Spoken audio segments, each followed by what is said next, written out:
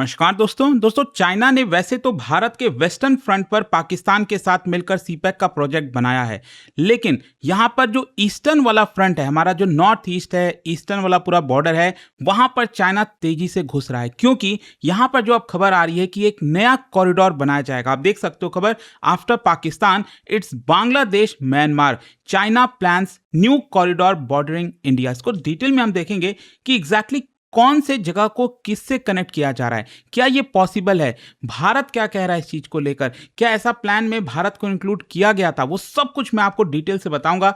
चलिए आगे बढ़ते हैं, लेकिन उससे पहले आप सबको बता दूं, अगर आप यूपीएससी की तैयारी कर रहे हैं 2027 के लिए या फिर किसी भी साल के लिए 2028-29 के लिए, तो आप स्टडी IQ के साथ जुड़िए, जिसमें प्रीलिम से लेकर इंटरव्यू तक की तो पूरी हम तैयारी कराते हैं, लेकिन साथ साथ 18 बुक्स का पूरा सेट आपके घर पर भेजा जाता है, मेंटरशिप। इनफैक्ट आप देख सकते हो अलग अलग रिक्वायरमेंट के हिसाब से हमने फीचर्स निकाले हैं। जो भी आपको आवश्यकता है उस हिसाब से आप ये चूज कर सकते हो। और कोई भी अगर आपको डाउट है, प्रॉब्लम है बैच से रिलेटेड, ये फोन नंबर दिया है, इस पर कॉल करिए एंड यूज करिएगा कोड अंकित लाइव मैक्सिमम डिस्काउंट के लिए।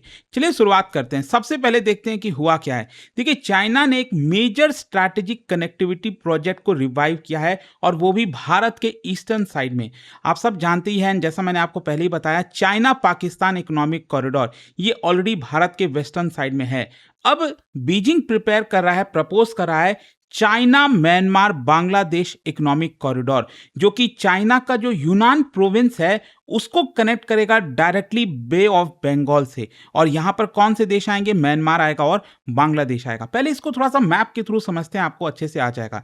देखिए, अगर आप साउथ एशिया का मैप देखोगे तो यहां पर वेस्टर्न साइड में मैंने जैसा आपको बताया, जो कश्मीर प्रोविंस है, ये वाला जो प्रोविंस है यहां पर, वो बेसिकली जो पाकिस्तान ऑक्यूपाइड कश्मीर है वहां से होकर जो सीपैक का पूरा प्रोजेक्ट है वो जाता है और ग्वादर पोर्ट पर जाकर खत्म होता है। मतलब डायरेक्टली जो एक्सेस है अरेबियन सी का वो चाइना को यहां पर मिल जाता है। और जब हम बात करते हैं ईस्टर्न साइड में, तो चाइना ने जो प्रपोज किया है वो ये है कि चाइना का जो यूनान प्रोविंस है, यहां पर अगर आप देखोगे एग्जैक्टली यहां से इसको म्यांमार से कनेक्ट किया जाएगा, और म्यांमार में ये छोटा सा जो ओपनिंग है बांग्लादेश की तरफ, क्योंकि ज़्यादातर जो बॉर्डर है म्यांमार का वेस्टर्न साइड में ये भारत के साथ सटता है, राइट। लेकिन यहाँ पर छोटा सा जो रखाइन स्टेट आपने सुना होगा, वहां से ये ओपन हो जाता है बांग्लादेश की तरफ, और यहीं से उसको कनेक्ट किया जाएगा बांग्लादेश में, ताकि बे ऑफ बंगाल में भी उसको एक्सेस मिल सके। आप सोच के देखो, एक तरफ वेस्टर्न साइड में तो था ही चाइना का बड़ा प्रेजेंस, अब ये ईस्टर्न साइड में भी यहाँ पर आ जाएगा। अगर ये फुल्ली इंप्लीमेंट हो जाता है तो चाइना एक प्रकार से जो स्ट्रैटेजिक अपना रीच है वो और ज्यादा यहां पर बढ़ा लेगा, जिसकी वजह से भारत को डेफिनेटली परेशानी होगी। देखिए, जब हम CMBC की बात करते हैं, China Myanmar Bangladesh economic corridor, तो ये प्रपोज क्या किया गया है इसमें हाईवेज बनाए जाएं, रेलवेज बनाए जाएंगे, इंडस्ट्रियल कॉरिडोर हो गया, energy pipeline, ports, logistic hub, special economic zone. Basically क्या है, चाइना का जो साउथ वेस्टर्न वाला पार्ट है, ये जो मैंने आपको बताया ना साउथ वेस्टर्न वाला पार्ट, यहां पर इसको कनेक्ट किया जाएगा इस पूरे रीजन से, ताकि यहां पर डायरेक्ट एक्सेस उसको बे ऑफ बंगाल से मिल सके। अच्छा, यहां पर जो रूट प्रपोज किया गया ये भी मैं आपको एक बार थोड़ा सा बताता हूं। जो मैंने आपको यूनान प्रोविंस की बात की चाइना में, वहां पर एक जगह है कुनमिंग, ये अगेन आपको थोड़ा सा दिखाता हूं, ये अगर आप देखोगे ये रहा कुनमिंग, ठीक है। अब इसको यहां से कनेक्ट पहले किया जाएगा किससे?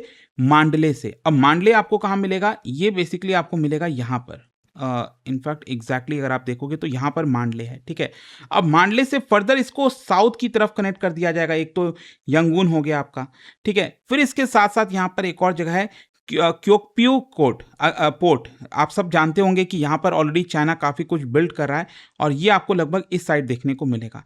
तो यहाँ पर जो कुमिंग है उसको इससे जोड़ा जा रहा है पहले, और यहाँ से फिर इसको जो है जोड़ा जाएगा बांग्लादेश की तरफ। बांग्लादेश में आप देखोगे तो यहाँ पर कॉक्स बाजार रहा, फिर चट्टोग्राम रहा, चट्टोगोंग, और इसके अलावा यहाँ पर मोंगला पोर्ट हो गया, ठीक है। अब मोंगला पोर्ट भी अंदर इंटीरियर की तरफ है। तो ये बेसिकली अगर कनेक्ट हो जाता है, मतलब पूरा का पूरा जो बे ऑफ बंगाल का एक्सेस है वो यहाँ पर चाइना को मिल जाएगा। अब क्वेश्चन ये है कि चाइना ने इस प्रोजेक्ट को क्यों रिवाइव किया, क्योंकि ध्यान रखिएगा ये कोई नया आइडिया नहीं है, ये पुराना आइडिया है, और उसमें तो भारत को भी इंक्लूड करने की कोशिश थी। 1999 से 2013 के बीच में आप देखोगे तो चाइना ने already BCIM economic corridor propose किया था, जिसमें बांग्लादेश, चाइना, इंडिया, म्यांमार को शामिल होना था। और इसको बेसिकली जो कुनमिंग है वहां से Mandalay and Dhaka and then Kolkata, तो ये पूरा प्रोजेक्ट लाया जा रहा था, प्रपोज किया गया था। भारत इनफैक्ट अगर आप देखोगे तो इनिशियली इसमें पार्टिसिपेट कर रहा था, लेकिन आगे चलकर भारत ने विड्रॉ कर लिया। क्यों? क्योंकि 2013 के बाद अगर आपको पता है शी जिनपिंग पावर में आते हैं, और उसके बाद उनका जो पूरा सीपैक का BRI सीपैक ये सब कुछ इंक्लूडेड हो गया था, जिसकी वजह से भारत को परेशानी हो रही थी। अच्छा, भारत ने विड्रॉ क्यों किया? एक तो BRI जो मैं आपको बता रहा था, बेल्ट एंड रोड इनिशिएटिव, यहां पर भारत ने रिफ्यूज इसलिए कर दिया BRI के साथ जाने से क्योंकि उसमें ट्रांसपेरेंसी नहीं थी, डेट बहुत ज्यादा था, सॉवरेनिटी के इश्यूज आ रहे थे। सॉवरेनिटी कहने का मतलब जो सीपैक का प्रोजेक्ट है वो Gilgit Baltistan that is POK के थ्रू यहां से गुजर रहा था, जो कि भारत का वो अभिन्न हिस्सा है, लेकिन फिर भी वहां से उसको गुजारने की कोशिश की जा रही थी। फिर इसके अलावा बॉर्डर टेंशन लगातार धीरे धीरे बढ़ता गया, और स्पेशली 2020 में जो गलवान वैली वाला इंसिडेंट आया तो चाइना के साथ जो ट्रस्ट है वो काफी कम हो गया था, and that is the biggest reason जिसकी वजह से भारत ने इससे विड्रॉ कर लिया था। अच्छा, चाइना की अब यहां पर नई स्ट्रैटेजी क्या है? देखो, यहां पर अब चाइना भारत का इंतजार नहीं कर रहा है।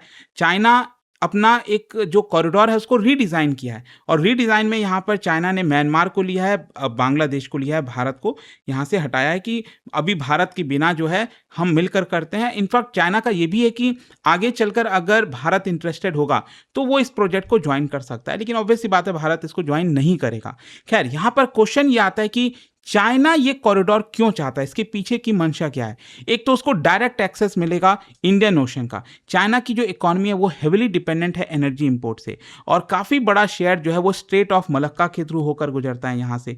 तो यहाँ पर ऑब्वियस सी बात है चाइना चाहेगा कि उसके पास ऑल्टरनेटिव रास्ता हो। एक तो ग्वादर पोर्ट हो गया पाकिस्तान की तरफ, वहां से वो जा सकता है, फिर यहाँ से म्यांमार, बांग्लादेश, ये जो पूरा कॉरिडोर है उसके थ्रू भी यहाँ पर जो एनर्जी है वो आपका पास ऑन हो सकता है। तो एक प्रकार से transporting goods and energy overland to Bay of Bengal, China अपनी जो डिपेंडेंसी है चोक पॉइंट से उसको कम करना चाह रहा है। और स्पेशली जो स्टेट ऑफ हॉर्मुज को लेकर पूरे दुनिया ने देखा, उसके बाद तो चाइना और चाहेगा कि यहाँ पर हो। इनफैक्ट मलक्का का डायलेमा भी कहा जाता है। कई जो चाइनीज स्ट्रैटेजिस्ट हैं उनका ये मानना है कि अगर कल के डेट में भारत और चाइना के बीच में कुछ युद्ध हुआ, प्रॉब्लम हुआ, तो जाहिर सी बात है भारत भी तो अपना निकोबार प्रोजेक्ट लेकर आ रहा है, जिसकी वजह से ताकि हम अपना नेवल प्रेजेंस बढ़ा सकें, कल के डेट में अगर चाइना के साथ कोई भी इशू होता है तो हम भी यहाँ पर इस चोक पॉइंट का इस्तेमाल कर सकें। तो कुछ इस प्रकार की चीजें हैं। खैर, तीसरा कारण यहाँ पर चाइना इसमें इंटरेस्टेड क्यों है, एक तो यूनान प्रोविंस का डेवलपमेंट, जो जहाँ से कुनमिंग जो मैंने आपको बताया ना स्टार्ट होगा, तो चाइना का ये जो साउथ वेस्टर्न प्रोविंस है वो बाकी रीजन्स के मुकाबले लेस डेवलप्ड है। अगर ये बे ऑफ बंगाल के साथ कॉरिडोर बन जाता है तो एक्सपोर्ट बढ़ेगा, इन्वेस्टमेंट आएगा, ट्रांसपोर्टेशन कॉस्ट कम होगा। तो ये जो पूरा रीजन है वो चाइना चाहता है कि और इसको अच्छा किया जाए। इसके अलावा बेल्ट एंड रोड इनिशिएटिव और ज़्यादा एक्सपैंड होगा। जो CMBC है that is China Myanmar Bangladesh corridor, ये चाइना का जो ब्रॉडर स्ट्रैटेजी है इंफ्रास्ट्रक्चर नेटवर्क बिल्ड करने का, उसके साथ परफेक्टली फिट होता है। लेकिन अब क्वेश्चन ये है कि म्यांमार का रोल क्या हो सकता है। देखो, ज्योग्राफिकली अगर आप देखोगे, Myanmar is the only land bridge connecting China to the Bay of Bengal, और चाइना ने ऑलरेडी हेविली इन्वेस्ट किया है म्यांमार में। जैसे क्योक्यू पोर्ट हो गया, आपका डीप सी पोर्ट है, ऑयल एंड गैस पाइपलाइन हो गया यूनान के साथ, प्लान रेलवे प्रोजेक्ट्स हैं, इंडस्ट्रियल जोन्स है। तो उसी के तर्ज पर ये जो एग्जिस्टिंग इंफ्रास्ट्रक्चर है इसको फर्दर एक्सपैंड करने की सोच रहा है चाइना, ताकि एक पूरा कॉरिडोर बनाया जा सके। लेकिन ध्यान रखिएगा, म्यांमार ही एक सबसे बड़ा ऑब्स्टेकल बन सकता है। क्यों? क्योंकि वहां पर अभी आर्मी का पूरी तरह से कंट्रोल नहीं है। आप सब जानते हैं कि म्यांमार की हालत क्या हो रखी है।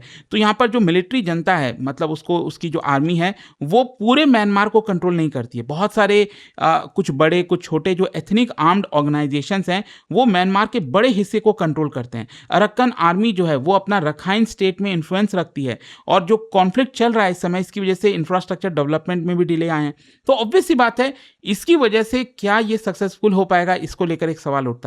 और इसीलिए आप देखोगे यहाँ पर बांग्लादेश की जब हम बात करते हैं, बांग्लादेश तो चाहेगा कि कॉरिडोर हो, क्योंकि इससे हाईवे, रेलवे, बहुत सारा उसको इकोनॉमिक बेनिफिट होगा, ट्रेड बढ़ेगा, इन्वेस्टमेंट बढ़ेगा, एम्प्लॉयमेंट बढ़ेगा। लेकिन बांग्लादेश भी यहाँ पर केयरफुल है, क्योंकि रोहिंग्यास का पूरा मामला था, आप सब जानते हो, माइग्रेट कर गए थे बांग्लादेश के अंदर। तो यहाँ पर बांग्लादेश कभी नहीं चाहेगा कि म्यांमार के साथ जो बॉर्डर है उसको ओपन किया जाए, अदरवाइज ये माइग्रेशन का इशू फिर से आ सकता है। तो पहले बांग्लादेश चाहता है कि एक बार इसको रोका जाए, थोड़ा सा पहले ये पूरा जो सिविल वॉर जितनी भी चीज़ें चल रही हैं म्यांमार में, अगर वो ठीक हो जाती हैं, देन शायद बांग्लादेश इसको लेकर आगे बढ़ सकता है। इनफैक्ट मैं आपको बता दूं, बांग्लादेश के जो नए प्राइम मिनिस्टर हैं तारिक रहमान, वो अभी चाइना गए थे, तो चाइना में ही उनके सामने ये प्रपोजल रखा गया था, लेकिन अभी तक बांग्लादेश ने उसको पूरी तरह से एक्सेप्ट नहीं किया है। जहां तक भारत का सवाल है, तो देखो भारत के लिए कंसर्न है ही है, हमारे लिए स्ट्रैटेजिक एनसर्कलमेंट हो गया, मतलब वेस्टर्न साइड में ग्वादर, सीपैक ये पूरा, और फिर ईस्टर्न साइड में ये हो जाएगा, तो ये हमारे लिए एक खतरे की घंटी है। बे ऑफ बंगाल में कंपटीशन यहाँ पर बढ़ेगा, ऑब्वियस सी बात है। भारत का जो नॉर्थ ईस्ट है, आप सब जानते हो सिलीगुड़ी कॉरिडोर से कनेक्टेड है, तो उसको लेकर कंसर्न बढ़ेगा। भारत की जो कनेक्टिविटी इनिशिएटिव्स है उसको एक बड़ा चैलेंज मिलेगा, क्योंकि हम भी तो इन्वेस्ट कर रहे हैं। म्यांमार का जो Kaladan multi modal transit transport project है, ताकि नॉर्थ ईस्ट के साथ हमारा और ऑल्टरनेटिव रूट हो, Bharat Myanmar Thailand trilateral highway, हमारा एक्ट ईस्ट पॉलिसी, हमने भी इसमें हेविली इन्वेस्ट किया है, तो उसको एक प्रकार से चैलेंज मिलेगा। अच्छा, भारत इसको कैसे रिस्पॉन्ड कर सकता है? देखो, एक तो हमारा जो कलदान प्रोजेक्ट है उसको और तेजी से बढ़ाना है, इंडिया म्यांमार थाईलैंड हाईवे को और पूरी तरह से कंप्लीट करना है। बांग्लादेश के साथ रिश्ते अगर हम मजबूत कर सकें, वो करने की जरूरत है। नॉर्थ ईस्ट में डेवलपमेंट और तेजी से करें, तो ये सारी चीजें अगर हम कर पाते हैं, तो मे भी शायद हम इस चीज को काउंटर कर पाएंगे। बट डेफिनेटली चाइना यहां पर बड़ी चाल चल रहा है, देखना होगा क्या होता है आगे। बट आई होप कि इस वीडियो के थ्रू आपको सब कुछ समझ में आ गया होगा। और जाने से पहले एक बहुत ही इंटरेस्टिंग क्वेश्चन, क्या आप इसको, ये जो फिजियोग्राफिक रीजन है म्यांमार में, आपको इसको वेस्ट टू ईस्ट अरेंज करना है, ये आपको बताना है। और इसका जो राइट आंसर है आप सब जानते हैं, मेरे इंस्टाग्राम पर तो मिलेगा ही, वहां पर अगर आप नहीं हो कोई बात नहीं, टेलीग्राम से ले सकते हैं इसका सही उत्तर। और दोस्तों, जैसा मैंने आपको बताया, अगर आप यूपीएससी की तैयारी कर रहे हैं, स्टडी आईक्यू के साथ जुड़िए, क्योंकि हमारे बैचेस में प्रीलिम्स हो, मेंस हो, इंटरव्यू हो, सब कुछ की कंप्लीट प्रिपरेशन कराई जाती है। मेंटरशिप मिलता है, टेस्ट सीरीज, रिवीजन। इनफैक्ट अगर आप प्रीलिम्स क्रैक कर लेते हो तो पूरा फी भी हम आपको रिफंड कर देते हैं। 18 बुक्स का पूरा सेट आपके घर पर भेज देते हैं। और ये फोन नंबर रहा, कोई डाउट है, प्रॉब्लम है बैच से रिलेटेड, इस फोन नंबर पर कॉल करिए, मेरी टीम आपको अच्छे से गाइड कर देगी। स्टडी IQ IAS, आपका सिलेक्शन हमारा मिशन।